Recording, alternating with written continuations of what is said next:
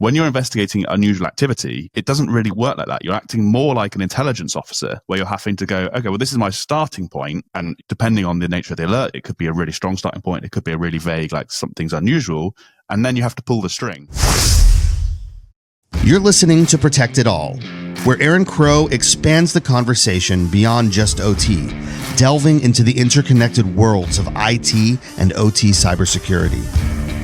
Get ready for essential strategies and insights. Here's your host, Aaron Crow.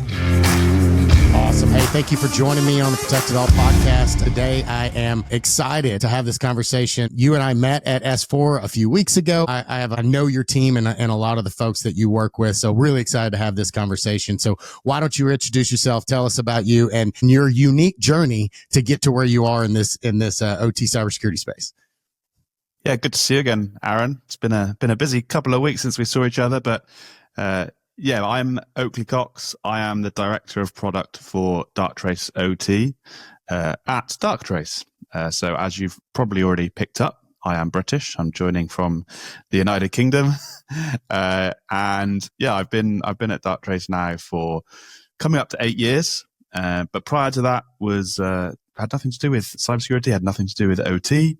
My background is actually in chemistry, so I did a doctorate at the University of Oxford, that's where I first got introduced to kind of machine learning, big data, and that's kind of what led me through a windy route within Darktrace to where I am today.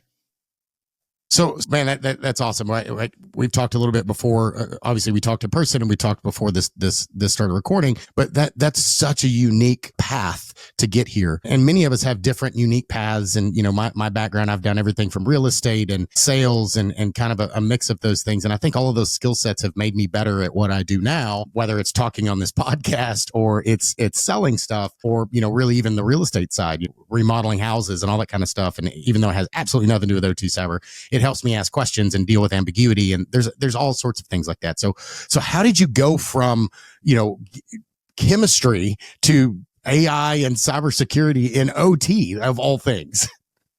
Yeah, well, I guess it's worth talking a little bit about the background, right? The chemistry part.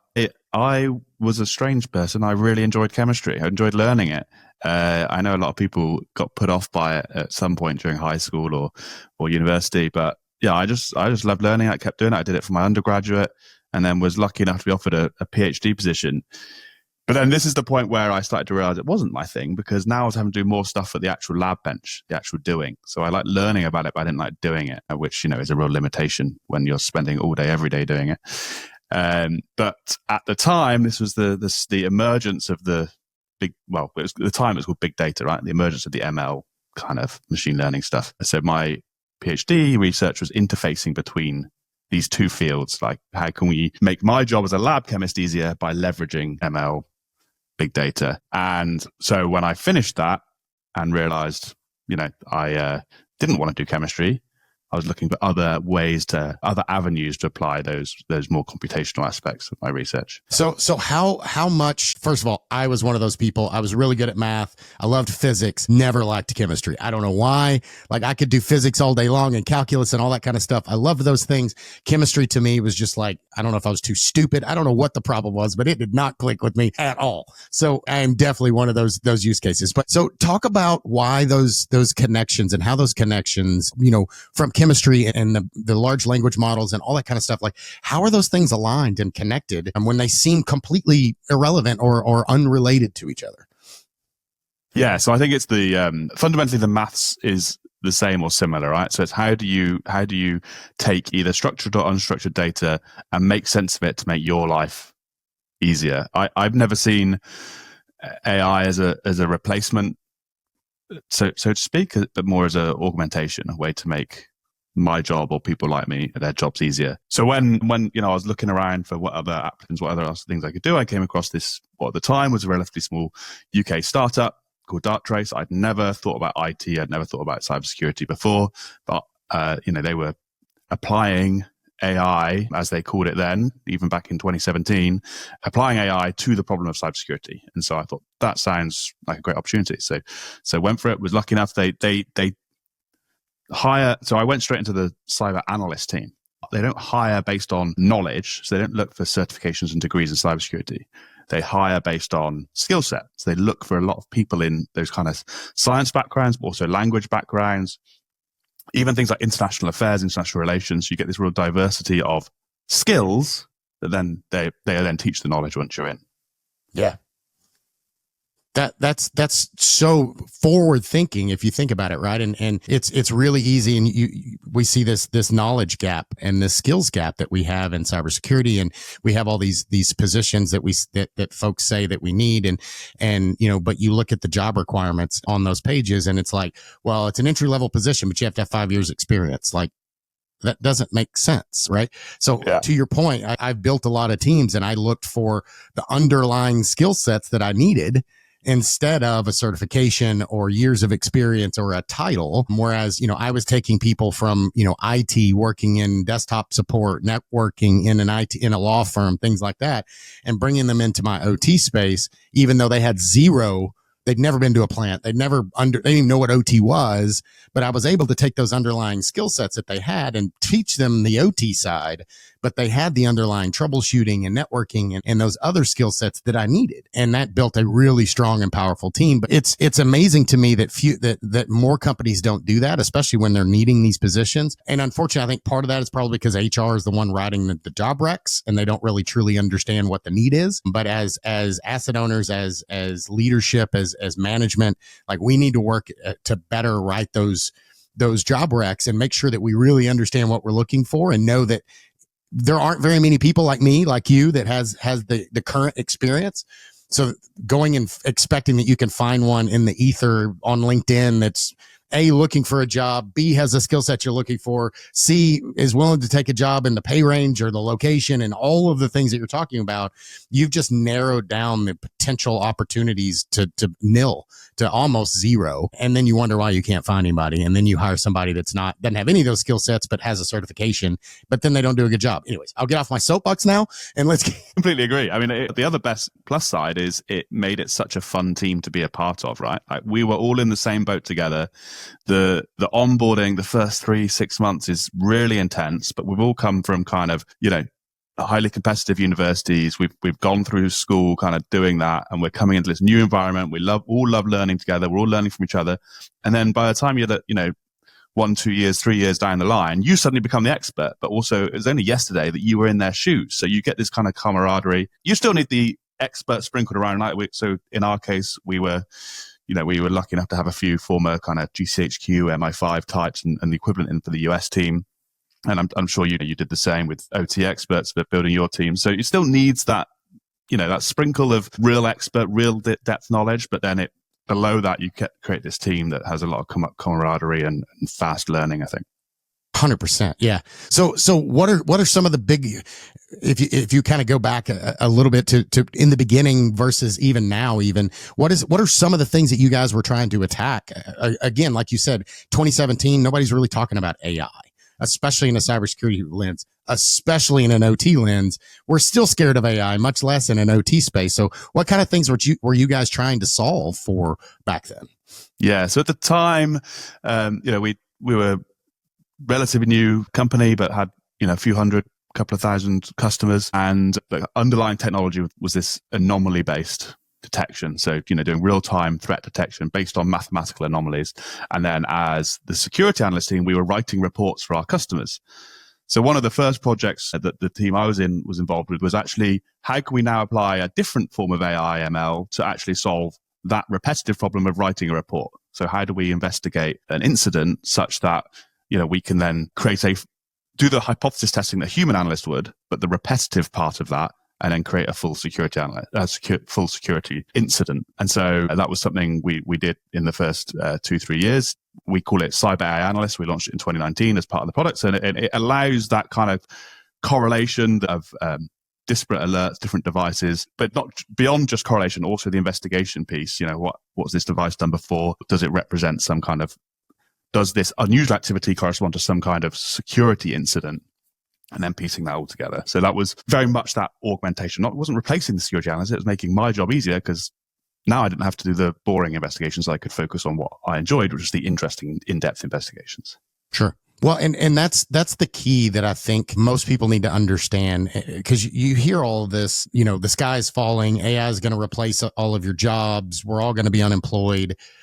Maybe at some point that is the case. I see it to more like what you just said. I see AI as a tool, just like a screwdriver or a hammer. Like AI in of itself is not going to go, it can't just replace a carpenter. Right. But a carpenter can build better stuff if he has better tools. Right. A carpenter, 300 years ago, using all manual tools. Yes, they could create amazingly beautiful, gorgeous things. We've seen examples of that, Sistine Chapel and all of these things, whether it's a carpenter or painting or sculptures or all this kind of stuff. They did amazing things with their hand. But how much better and more accurate can they be when they're using these different tools? Look at 3D printing. Look at, power tools and all of the things that we have today. It's amazing how much faster, better, more accurate, efficiently that we can do these things. And you can have one master and all of these, lower skilled type people that can deliver these amazing things because of the toolkits they have. And that's the way I see AI is, all the vendors are wanting to bolt AI onto their thing for obvious reasons. To your point, how can I make it more efficient? How can I make some of those reports? How can I take some of the responsibility and usually it's the lower level things that I start with. Like that's the entry into AI is like, I want to start with, how do I make this report? Even if I know it's going to be a draft and I'm going to have a human to manipulate it and make it look better, how do I at least just take raw data and put it into a draft report that saves me 6 hours of somebody copying and pasting from 12 different sources into this one file, right? That's an easy thing that AI can do. It doesn't take much intelligence. It's just copy paste, put it in here, blah, blah, blah. You can very easily do that.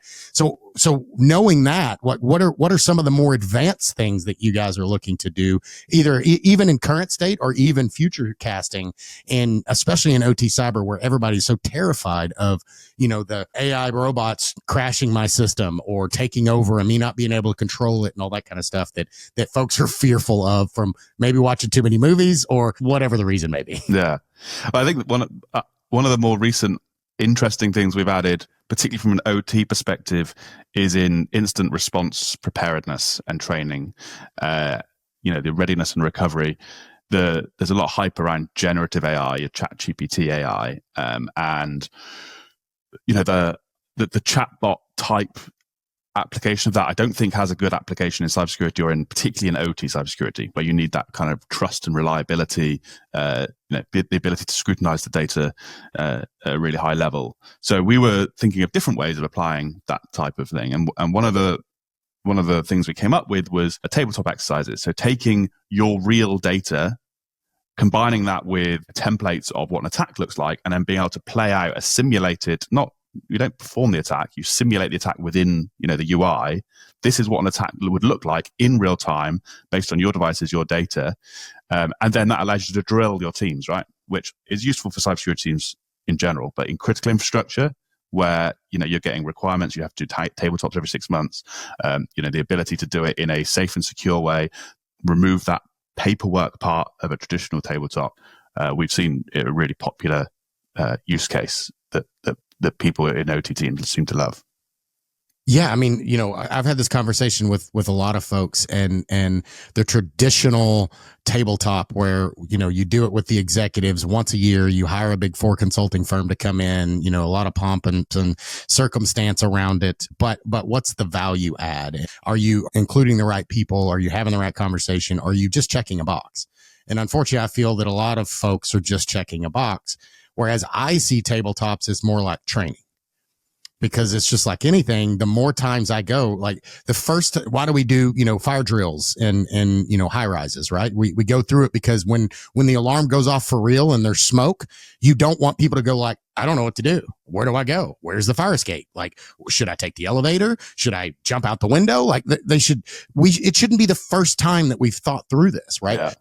We practice, we go back to the place of our, what we've done and what we've practiced. It's like with martial arts or with shooting or with anything. If you've trained something over and over and over again, it just becomes natural, right? So if you look at tabletops in that way, in that I've done this before, I've gone through this scenario, I know what my first step is. Saving seconds of time can be exponentially impactful in an incident. Like, how quickly can I make sure it's not spreading? How quickly can I shut it down and isolate it? Like, whatever the scenario is for the attack. But if it's the first time somebody's seen it, or they don't even recognize it until it's weeks or months away, those are all things that we know, especially in OT, because most people are, when you're locking in an OT environment, most of the time it's operators, it's engineers, it's chemists, right? There's chemistry folks at power plants, and they're not thinking cybersecurity. They're thinking the water, the chemistry in the water, and are there bad things in there, and how do I purify it and get it to the levels that I'm looking for, right? They're not thinking about when the chemistry is off. They're not necessarily even considering, is it really off, or is that analyst, is the device incorrect for some reason? And even if they are, they're thinking physically calibrated. They're not necessarily thinking somebody's tampering with it, or there's a software glitch, whether it's a bad actor or anything. So all of these things are so powerful to train our people. And tools like AI are huge in that. Let's take a step back real quick. Why don't you tell us, what is Darktrace? What is your focus in the marketplace in OT? Because what I love about y'all's story is so many vendors, and I'm talking a lot. I'm sorry. I'm very passionate about this, if you can't tell. But Darktrace is very unique in the space, in that there's not very many vendors in the OT cyberspace that started as OT. Most of the vendors started as an IT company, and they kind of shifted, or they added a capability, or they adjusted and kind of form fit into OT, instead of you guys started out as an OT. Like, that was the intention when you started up. It was to attack and look at OT cybersecurity. So that's a unique use case. So give us the elevator pitch, or the kind of what you guys do and what your focus is and what makes you guys different from a product perspective, at least. Yeah. So when the founders were developing this technology back in 2013, 2014, they were taking unstructured network data to train what they called a self-learning AI, right? To understand what is normal, a pattern of life for that network.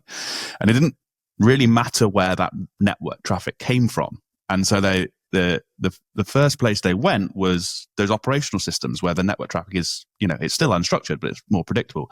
And so the first customer Darktrace had, as you've already said, was an OT customer, Drax Power Station, which is a big, at the time was a coal power station. It's now, they burn wood pellets in the north of England.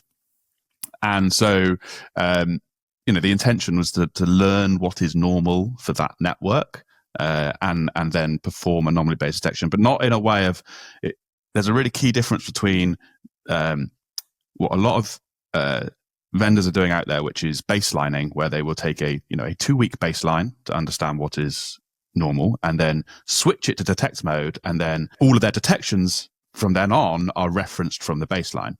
Now, this is, it's massive to have a baseline, right? That's a huge upgrade for a huge number of organizations. But firstly, you're baking in bad, because you are assuming that your 2-week training period, 4-week training period is good.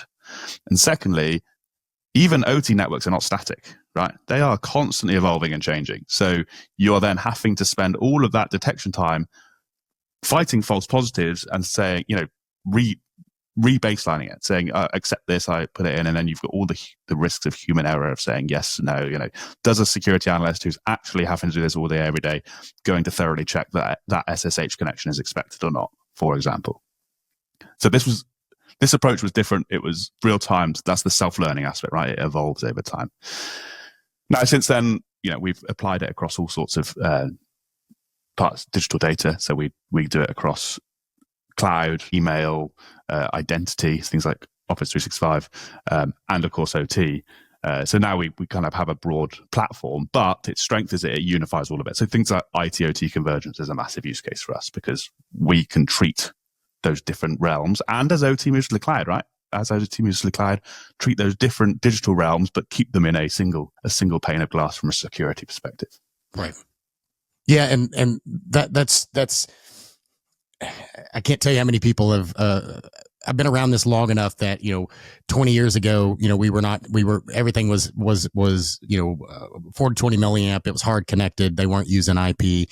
As things started changing over, they didn't want to use firewalls or routers or things like that. They wanted isolated air gap networks, and everything was proprietary. And then they started bringing in commercially off the shelf equipment with switches and firewalls and Windows servers. And then, they resisted on virtualization. And of course, now everything uses virtualization and VMware and all the things. And cloud is another one of those. Cloud and AI, obviously.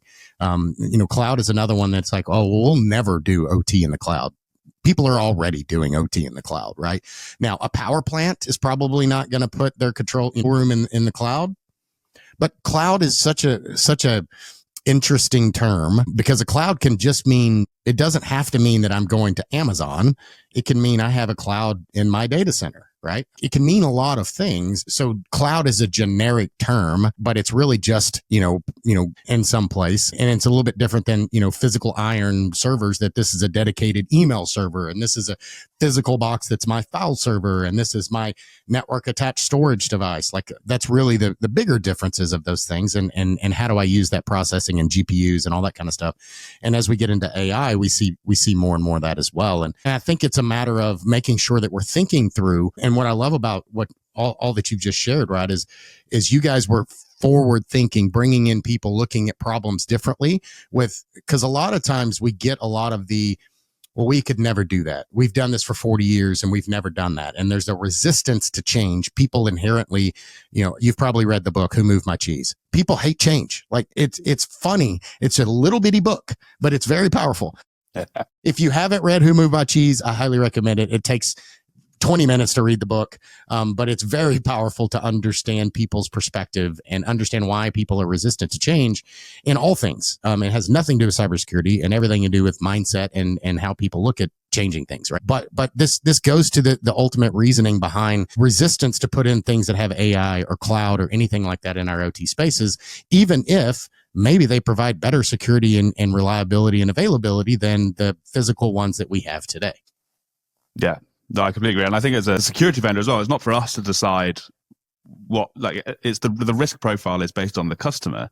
Like, as you say, there's going to be nuclear power plants that are never going to go, to the cloud. But there are plenty of OT organizations starting in manufacturing and even things like renewable energy that are going to increasingly put workloads in the cloud or private cloud or whatever it may look like. And so for us as a vendor, that's where we need to be ahead of the curve to make sure we can manage that transition as best as possible, manage their risks, that risk management piece, understanding, if the business is going to introduce this from a efficiency saving perspective, can we also understand what risk that's going to introduce and then therefore mitigate against it? And I think that's an exciting place to be kind of, you're constantly thinking ahead, looking ahead. It's good. What are some of the exciting use cases that you've seen come across? And it doesn't have to be OT or IT, but just, what are some of the things that y'all are excited about that you've seen, that you've been able to use it that hasn't been used before or that kind of thing, right? Well, I think actually this is actually a slightly older story, but it's what got me into the OT space in the first place once at Darktrace, right? And we had an attack. It was for APT that we detected, but it was specifically targeting critical infrastructure. That's what I find fascinating about OT, right? Is the risk profile is so completely different. The impacts are so completely different. It is impacting people's lives in a way that the vast majority of IT does not necessarily do. Your email server going down for half a day is a break from work, whereas you can't say the same about the electric grid. So it was an incident in 2018. Around the time that Triton or Trisis, whatever you want to call it, that attack was going on, and there was actually a very similar attack called Shamoon, which also targeted oil and gas. The difference with Shamoon was that it didn't specifically target the control systems. It was more of an IT attack, but used a lot of the similar techniques. And we had a customer that was hit by Shamoon, and we were able to see every step. Now at the time, it was just detection only. We weren't doing any response, so the attacker was able to progress. So it was really interesting seeing this never seen before attack being undertaken by what was clearly an advanced persistent threat, some kind of nation state or nation state aligned. And there's that kind of realization moment of how powerful the adversaries are, but also how powerful our solution was to help overcome that challenge. We could actually pick out the most sophisticated threat actors. So we've got a blog from 2018, so an old blog that kind of talks through that. But since then, that's carried on. We continue finding that kind of thing, 0 days, insider threats, the kind of things that traditionally get round those static rules and tools, because there is no rule or playbook for how do you detect Vault Typhoon. How do you detect that rogue insider who is using their legitimate access in order to steal data? Yeah, that's what gets me excited is solving those really difficult challenges. Well, and that's the biggest use case for tools like this, right? Is we've all been around long enough. Most of my listeners probably as well. Even if you're new, you've used antivirus. And what is antivirus, right? It is a blacklist. These are known bad things. If you see any of these things happen, file types, whatever, block it. But as we know, we get new signatures and definitions for those antiviruses weekly, daily, hourly sometimes. And so if somebody releases a new attack that is not in the blacklist and applies it before the antivirus finds out, a system or provider finds out about it, adds it to their signature list and sends it to you, then it's going to get by. It doesn't matter, right? And by very definition, a 0 day is something that somebody didn't know existed before it happened, right? It's the very first time something like that happens, right? And those are the types of things that tools like this can see. Now, obviously a human, if they were super capable and understood everything about the network and was looking at everything and all that kind of stuff, like, yeah, sure, maybe they could find it, but how long would it take them to find it, et cetera? And especially in OT, we don't have dedicated resources that are looking at glass 24/7 at this particular facility, right? So it's unlikely that an analyst in and of itself would be able to find that without tools to be able to highlight and bring those, hey, this looks different. Like there's something about this. I don't know that it's a bad thing necessarily, but it's different enough. And to your point, things do change in an OT environment, but things don't change as frequently or as often as they do in an IT environment. So I say this a lot, Sun Tzu, Art of War, use my strengths as weaknesses and my weaknesses as strengths. Because I'm not patching, I'm not going to the internet, I'm not doing a lot of these things all the time. When something changes, it should be pretty obvious. It's the green thumb. It's a flashing light. Like, why did that change? Is that expected? Especially as I do this more and more and more, and I'm getting more and more data, especially about a particular environment and facility. I've had examples and case studies where, vendor brings in a application whitelisting product, right? And they're locking down workstations. These are the only thing that are allowed to do. And they go through that learning process you talked about. Like we let it run for 6 weeks, right? And then we lock it down. What am I locking down that was really bad, but I just said is good? I don't go to that level of detail to know that. But even worse in the experiences that we've had is there's a process that runs once a year during a certain scenario, and it didn't happen during my time. So when they go to kick that process off because it wasn't approved in the whitelist, it didn't work. And now the plant doesn't work because that process didn't kick off and something failed. And now everybody's all up in arms about it because I broke something instead of, truly understanding the full process. And that gets back down to nobody really understands enough of the process to be able to do that type of thing, which is why we need tools like AI that can kind of learn on the fly and grow. So yeah, that's super exciting. And the future is coming with that. And also the flip side of that is we know that the nation state actors are using it. We know they're using these tools against us. So if we're not going to use them, then they're just going to exponentially outpace us and we'll never keep up because they can throw things at AI that we can't respond to individually as humans. I really like your point about that. In theory, a human could do this job, right? The beauty of the method of this method of detection, right, is regardless of what the attacker, brand new idea the attacker comes up with, they have to do something unusual. And you're right. Like if you know your network inside out and your network's 10 devices so that you can know it inside out, right, you could detect unusual events. That's perfectly reasonable. The point we're trying to do is, well, how can we augment that? How can we actually help you find the unusual much, much quicker by kind of understanding that unstructured data? And yeah, so you get these, mathematical unusual events. And then I frequently get questions, well, what if the attacker just learns what's normal and then blends in with it? Well, I mean, firstly, if they do, fair play to the attacker. But secondly, if you think about the whole kill chain of attack, not just the stealing the data at the end or the initial compromise, they have to go through multiple steps to achieve their goal. There is no way they could blend in completely normally to achieve that. You talk about like man in the middle attacks where they're just listening. Well, they've got to exfiltrate the data somewhere. That's going to look unusual. So, even these low and slow attacks have an unusual element to it. And that's what we're there to kind of find and shine a light on and contextualize as quickly as possible for the security teams and for the engineers. Well, and to you, that example you just gave, right, it's no different than if I'm going to infiltrate something and I dress up as a janitor and I've got a mop and I start mopping the floors and all that kind of thing. I look the part. I've got the badge. I'm wearing the right uniform. I'm actually cleaning the floors. All that's normal until I start doing. But if I'm just going to clean floors, then I just got a job. I'm not a bad actor, right? I'm just doing what they're paying me to do. The point is I'm going to do that until I want to do something else, until I want to steal something, until I want to break something, whatever that thing is. And that's the difference, right? At some point, they have to do something different because they want a different outcome.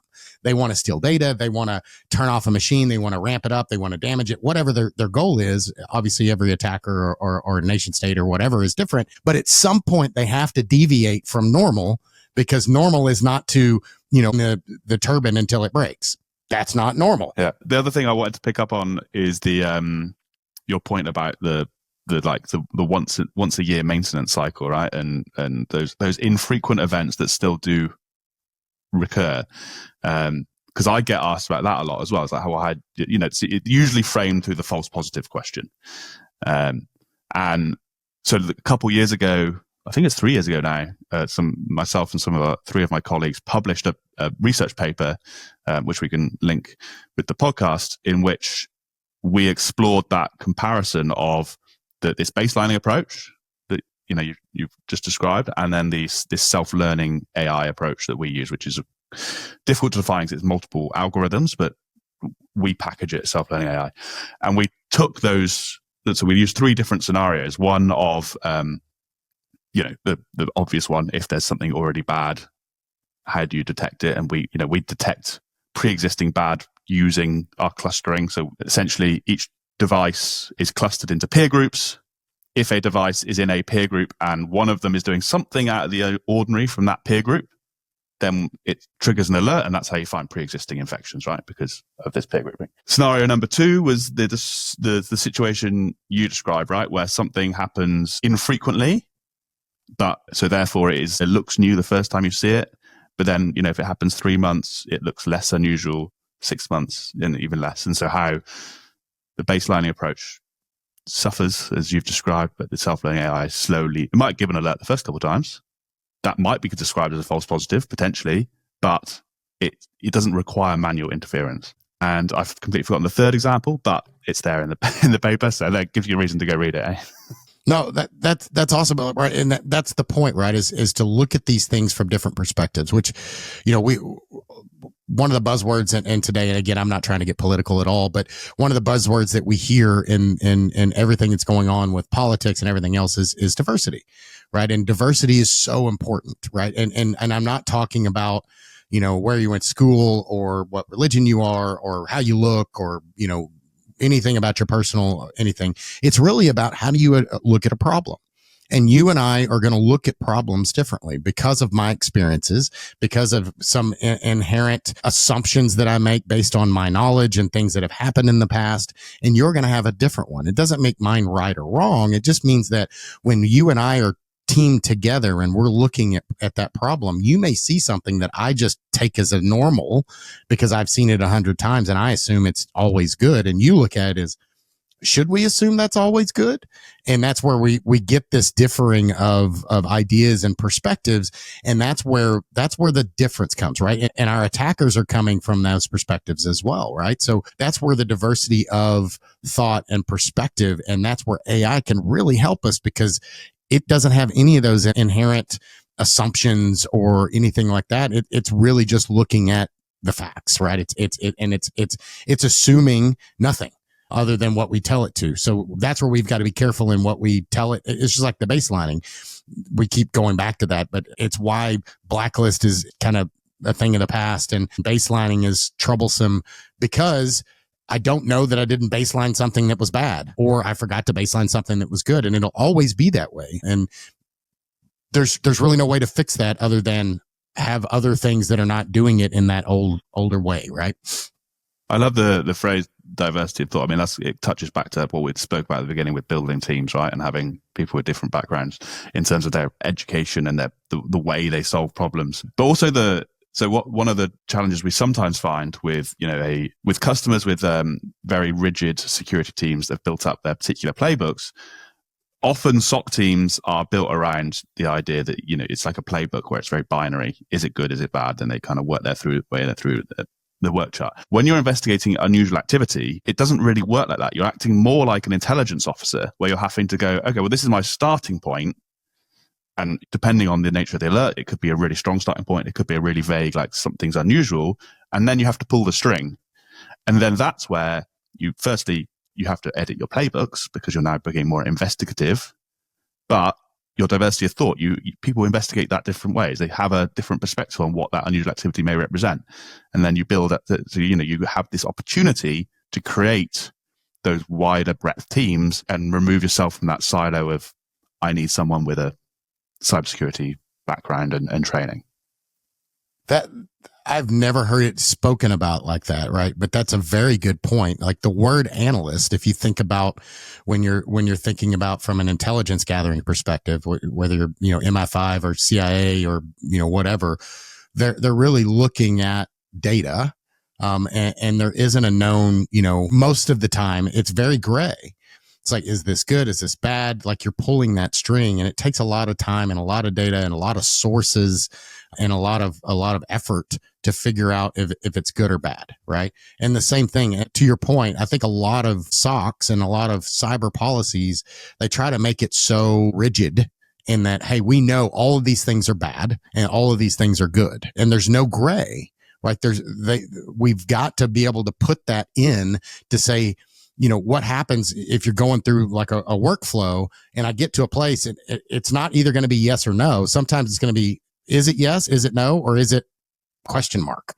Like that should be an avenue that we allow them to pursue. Otherwise, you're going to end up categorizing things inherently as good or bad, which may not be either of those things, or at least you don't know yet if they're good or bad. And that if you force people to say, that binary, yes or no, good or bad, block or don't block, allow or unallow, like a firewall, not everything is that black and white. Now, maybe, in an IT world, they probably lean towards block, inherently, deny all, and they're probably more aggressive on that side. And the OT side is probably leans more on the opposite side of allow it through because I need it to work. And if I block things, I break stuff. And that's where I think AI and tools like what you guys do is so powerful, especially in these OT spaces, because I can't just block. Like I can't just kick an XP machine out of my environment. I can't just, stop a process mid thing because I think maybe it's fail or it's not right, because that can have downstream impacts physically to hurt people, damage equipment, bring down the grid. And those things are, my response from an analyst perspective in an OT world is usually pick up the phone and call Bob, the operator at the plant, as opposed to kick it off the network, block it, send the troops, all that type of stuff, right? It's a completely different response plan. And we need to allow that flexibility in our process and procedure. And this is where I hone in so many times on, and when we're talking about these, there is no silver bullet at any product. Like I was a product owner.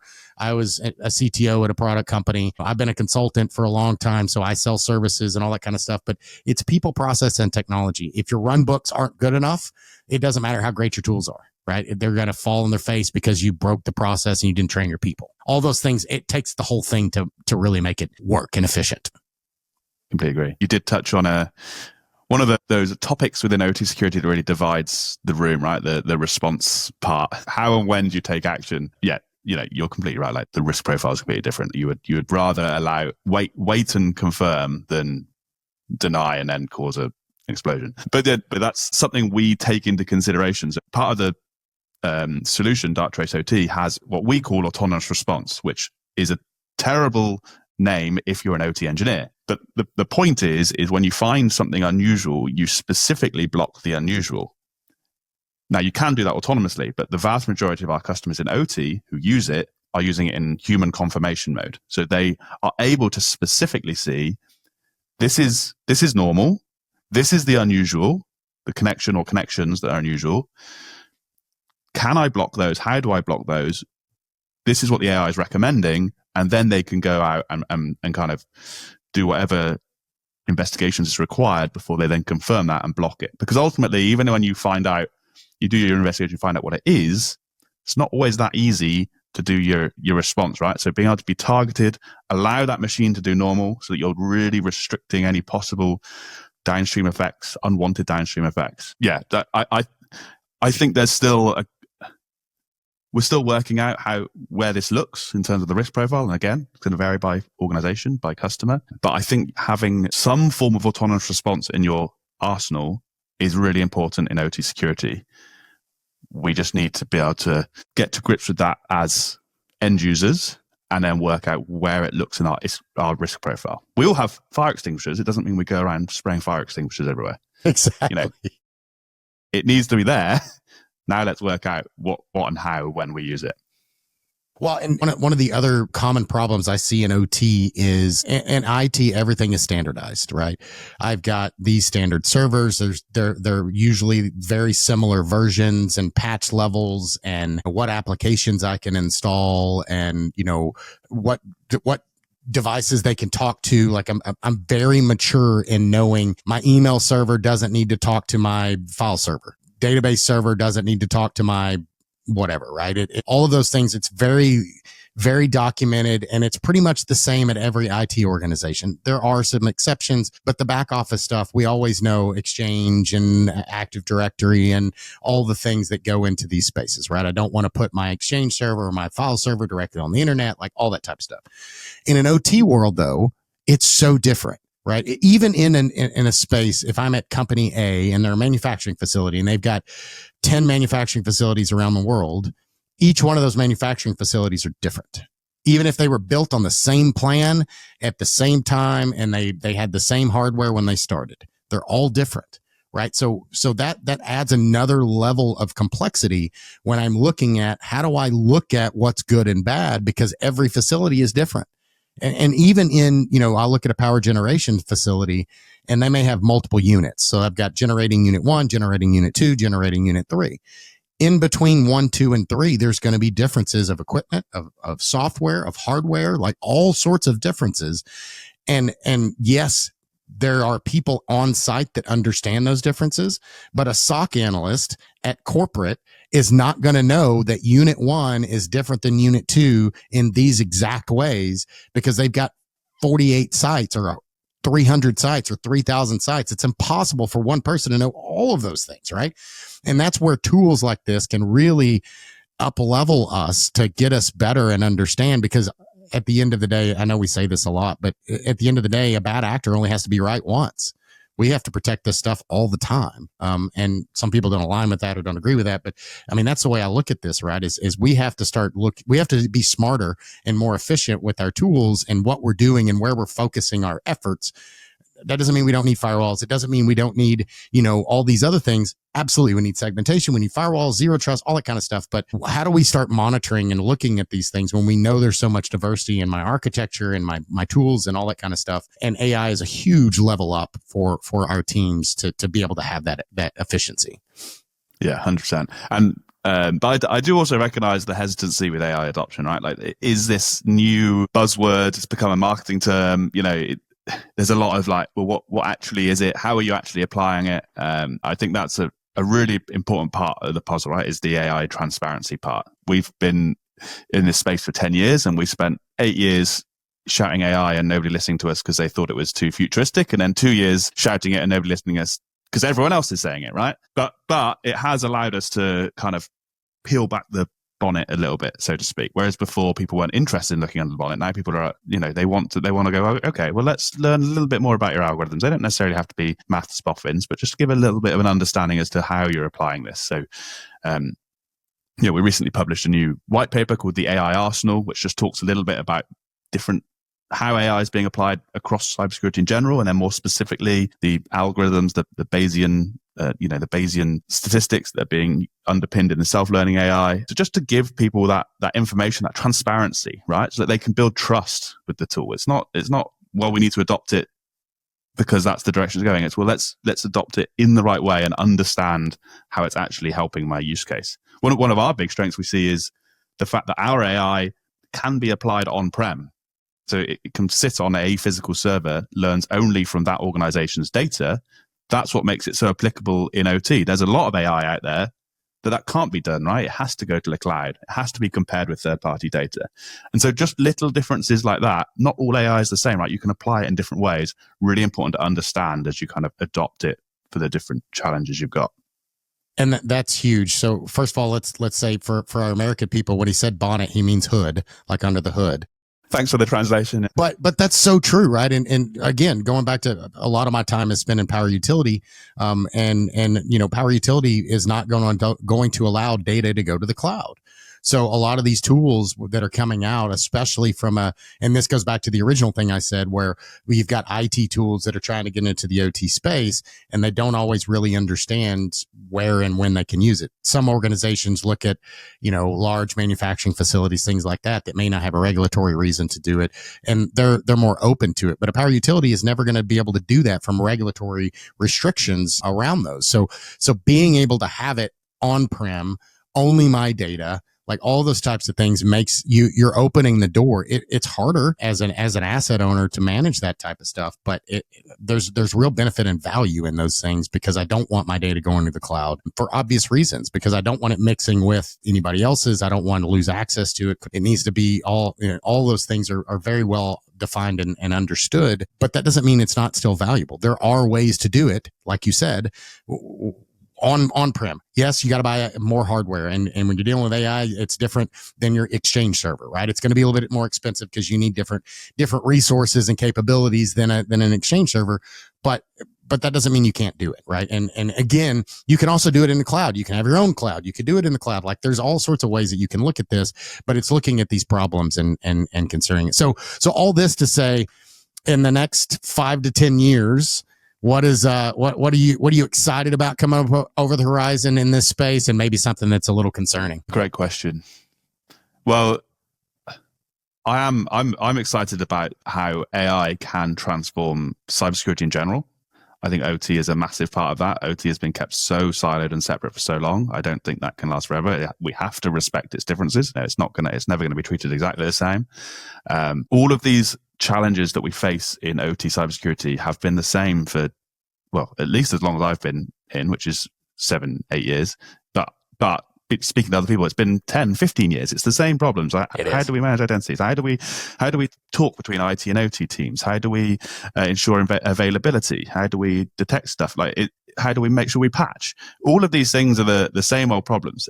I'm an AI optimist in the sense that I believe that the right AI for the right challenge, it can completely transform cybersecurity, because it should be just a business function that's not seen, a business enabler. And at the moment, when you see the number of incidents that are happening and the knock-on impacts it has, it's not happening. It's not fit for purpose for too many organizations. The second part of your question was, what am I worried about? Yeah.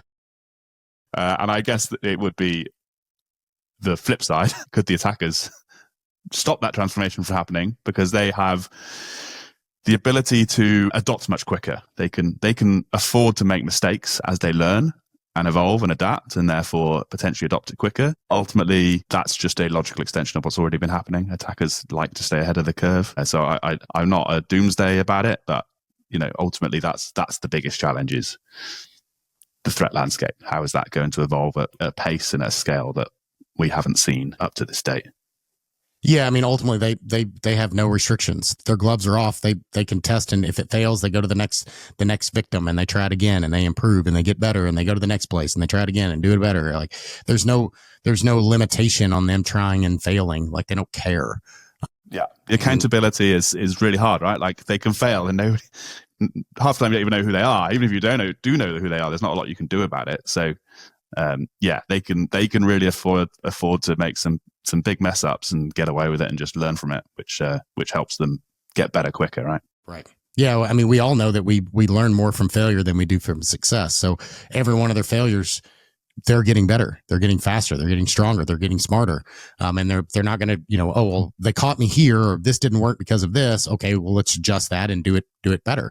And they're using these tools to do it faster. So yeah, for sure. So what's call to action? How do people find out more about AI? Obviously, we'll link to all of the white papers, et cetera, that you mentioned, any others that you want, but how can people learn more about OT and AI in the space and what you guys are doing? So yeah, we've recently released a whole package of different documents and kind of education, both videos, white papers around AI in cybersecurity. We don't split it by coverage area, so it kind of covers cloud, IT, OT all together, because as I've already said, that's how we envisage the future, right? Everything needs to be treated in a similar way, not exactly the same way, but a similar way. So yeah, check it out, darktrace.com. You can find all of the resources there. The AI Arsenal is the white paper that I mentioned earlier, but also check out our blogs for examples of these threat finds, these APTs, 0 days that we detect in our customer environments, and then reach out if you want to learn more specifically. You can talk about what's under the bonnet. Under the bonnet. I love it. Under the hood sounds like a little Red Riding Hood. Well, awesome, sir. Hey, it was great to have the conversation. It was great to meet you in person. My entire intent with this podcast is to grow and have people have challenge the status quo, right? And how do we get better, faster, stronger as a community? And how do we learn and look at things from different perspectives, which is why I love, having diverse opinions and ideas and perspectives on the podcast to talk about things. I'm not always going to 100% agree or align with everything, but that's the point, right? Is to have conversations and have dialogue, and we can still go have a beer even if you and I don't agree on something, right? And that's okay. But obviously on this, we didn't really disagree on many things, because I think the problems are there, and the future is going to be using AI and cloud and all those things to our benefit. It's just a matter of how and when. Like, how do we push the button? How do we accelerate and do those things? Because to your point, the bad actors are already using it, and they're already trying it. So we got to be smart and not avoid tools just because we're scared of them. Obviously, we need to be careful, because I don't want to bring down my power plant, but I also just can't say, well, I'm never going to do that, because that's just going to end up hurting me and biting me in the backside because of that. So yeah, completely agree. Thanks, Aaron. It's been an absolute pleasure. Really enjoyed the conversation. Yeah, man. I appreciate your time, and thank you for dedicating it with me, and continue doing what you guys do. And I look forward to seeing you again at another conference coming up soon. Yeah, we'll do. Thanks, Aaron. All right, man. Thank you. Bye-bye. Thanks for joining us on Protect It All, where we explore the crossroads of IT and OT cybersecurity. Remember to subscribe wherever you get your podcasts to stay ahead in this ever-evolving field. Until next time.